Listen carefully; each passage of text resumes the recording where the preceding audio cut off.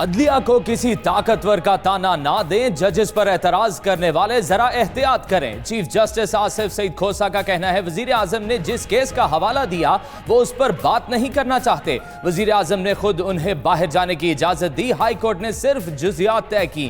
عدلیہ نے ایک وزیر اعظم کو سزا دی، دوسرے کو نااہل کیا۔ سابق آرمی چیف کے مقدمے کا فیصلہ ہونے جا رہا ہے۔ ہمارے سامنے طاقتور صرف قانون ہے۔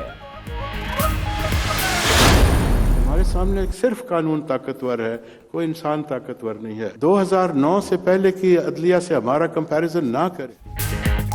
عدلیہ میں خاموش انقلاب آ گیا، موجودہ عدلیہ کا موازنہ 2009 سے پہلے کی عدلیہ سے نہ کیا جائے۔ چیف جسٹس آصف کھوسہ کا کہنا ہے محترم وزیر اعظم نے وسائل کی بات فرمائی، عدلیہ نے اب تک جو بھی کیا بغیر وسائل کے کیا۔ گزشتہ سال 36 لاکھ کیسز کا فیصلہ ہوا، ہم نے ڈنڈورا نہیں پیٹا، سسٹم کے چند پہلوؤں کو ٹھیک کیا۔ عدلیہ میں 3000 ججز اور مجسٹریٹس ہیں۔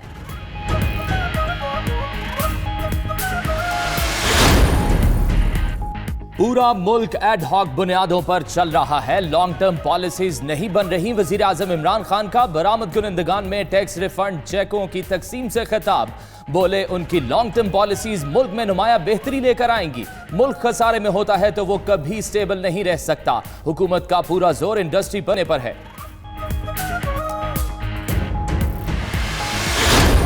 P T I foreign funding case کی روزانہ کی بنیاد پر تحقیقات کا مطالبہ۔ احسن اقبال بولے فارن فنڈنگ کیس سے بڑا کرپشن سکینڈل سامنے نہیں آیا۔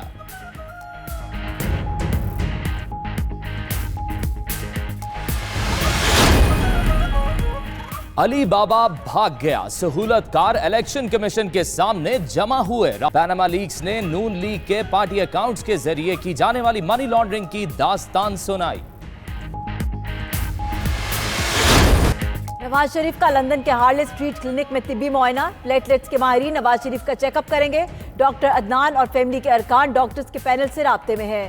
نواز شریف کا مرحلہ وار علاج کیا جائے گا، پہلے مرض کی تشخیص کی جائے گی، پھر علاج کا فیصلہ ہوگا۔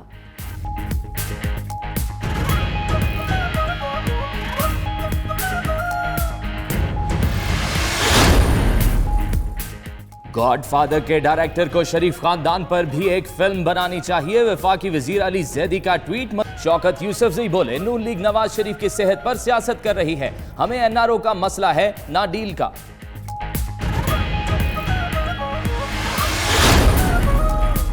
گزشتہ 10 برس میں 21,044 قیدیوں کو علاج کے لیے جیلوں سے ہسپتال منتقل کیا گیا۔ تفصیلات پنجاب اسمبلی میں پیش۔ حمزہ شہباز کا کہنا ہے اس ملک میں اپنی بیماری کو ثابت کرنے کے لیے اس جہان سے کوچ کرنا پڑتا ہے۔ جب عمران خان بیمار ہوئے تھے نواز شریف عیادت کے لیے ہسپتال گئے تھے، اب نواز شریف کی بیماری پر نامناسب جملے کسے جا رہے ہیں۔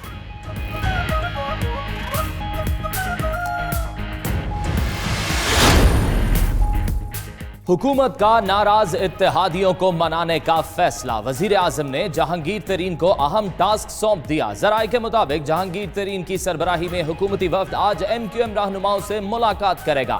ایم کیو ایم کے بعد دیگر اتحادیوں سے بھی بات چیت ہوگی۔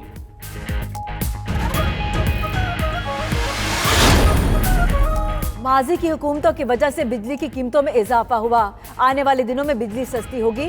2025 تک مزید 8000 میگا واٹ بجلی سسٹم میں شامل ہو جائے گی۔ متبادل بجلی کے ذرائع میں $40 ارب کی سرمایہ کاری کے مواقع موجود ہیں۔ متبادل انرجی صاف اور ماحول دوست ہوگی۔ وزیر توانائی عمر ایوب کی پریس کانفرنس۔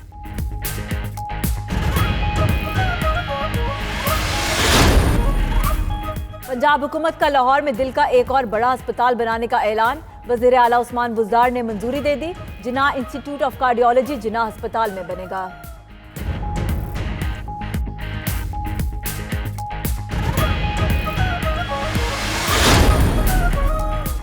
سرکاری ملازمین کے واٹس ایپ استعمال کرنے پر پابندی، سرکاری ملازمین کے لیے واٹس ایپ طرز کی سروس متعارف کرائی جائے گی۔ دستاویز ذاتی واٹس ایپ پر شیئر نہیں کر سکیں گے۔ سرکاری آفیسر یا ملازم سوشل میڈیا پر پارٹ ٹائم بزنس بھی نہیں کر سکیں گے۔ وزارت آئی ٹی کا بڑا فیصلہ سامنے آ گیا۔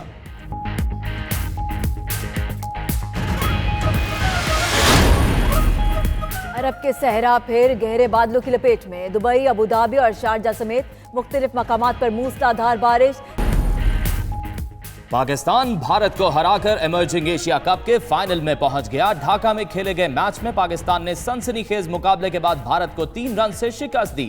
268 رنز کے ہدف کے تعاقب میں بھارتی ٹیم 264 رنز بنا سکی۔ محمد حسنین اور سیف بدر نے 2 وکٹیں حاصل کی۔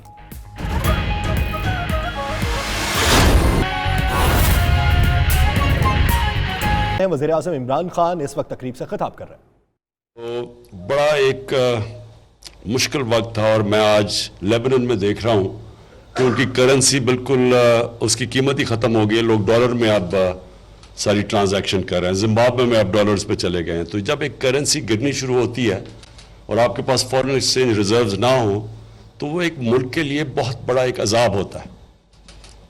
تو آج اللہ کا سٹیبلائز کی اکانومی کو، اور ہمارا جو روپیہ ہے وہ سٹیبل ہوا، بلکہ گین کیا، اور انشاءاللہ آگے بھی گین کرے گا۔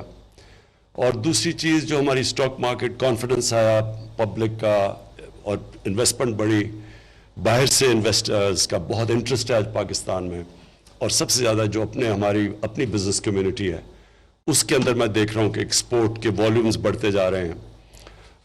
یہ ایک بڑی خوشائن چیز ہے پاکستان کے لیے، کیونکہ میرا ہمیشہ یہ ایمان تھا کہ جس دن اس ملک میں پالیسیز ٹھیک ہو گئیں، لانگ ٹرم پالیسیز ہو گئیں، ایک کانفیڈنس آ گیا پالیسیز کے اندر، سرٹنٹی آ گئی کہ لوگ انویسٹ کریں اور لوگوں کو پتا ہو کہ اب یہ پالیسیز چینج نہیں ہوں گی، ایڈ ہاک بیسس پہ ملک نہیں چلے گا، ایک پلاننگ کے تحت ملک چلے گا۔